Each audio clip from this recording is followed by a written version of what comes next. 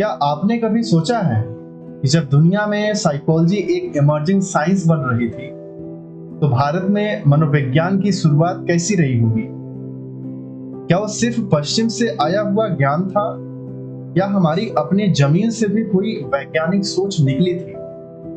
नमस्कार, आप सुन रहे हैं net psychology audio learning series और आज का विषय है psychology in India pre independence era, यानी प्री इंडिपेंडेंस से पहले भारत में मनोविज्ञान का आरंभ, उसका स्वभाव और संघर्ष कैसा रहा। आइए इसी चीज को एक्सप्लोर करते हैं। मनोविज्ञान का इतिहास भारत में बहुत पुराना है।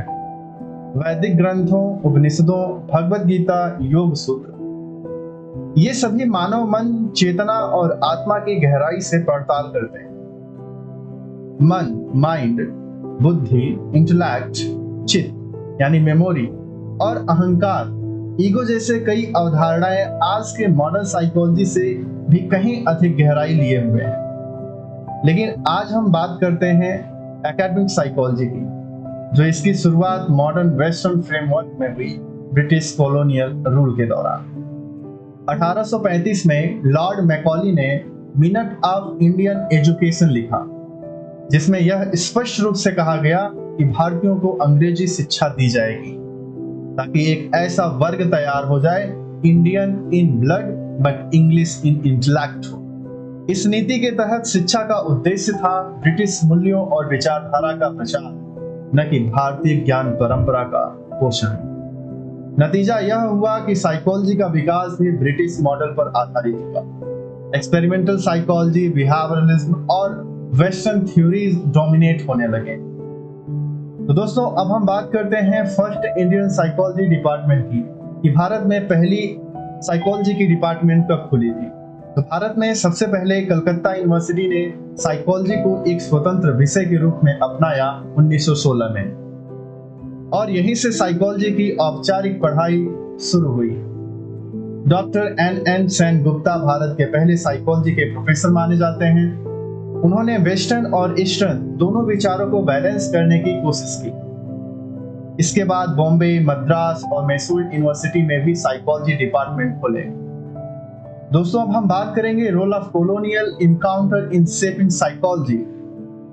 कॉलोनियल रूल ने भारतीय मनोविज्ञान की दिशा को बुरी तरह से प्रभावित किया।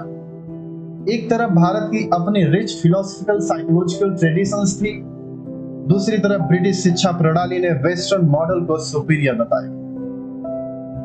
इससे इंडियन साइकोलॉजी में आइडेंटिटी कॉन्फ्लिक्ट शुरू हो गया। क्या साइकोलॉजी केवल वेस्टर्न थ्योरी पर आधारित होनी चाहिए, या भारत की सांस्कृतिक सामाजिक वास्तविकताओं को भी शामिल करना चाहिए?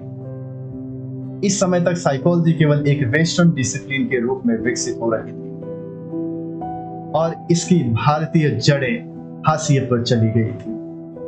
तो दोस्तों, अभी तक हम लोगों ने समझा है भारत की पारंपरिक मनोवैज्ञानिक जड़ें वेद, उपनिषद, गीता में थी।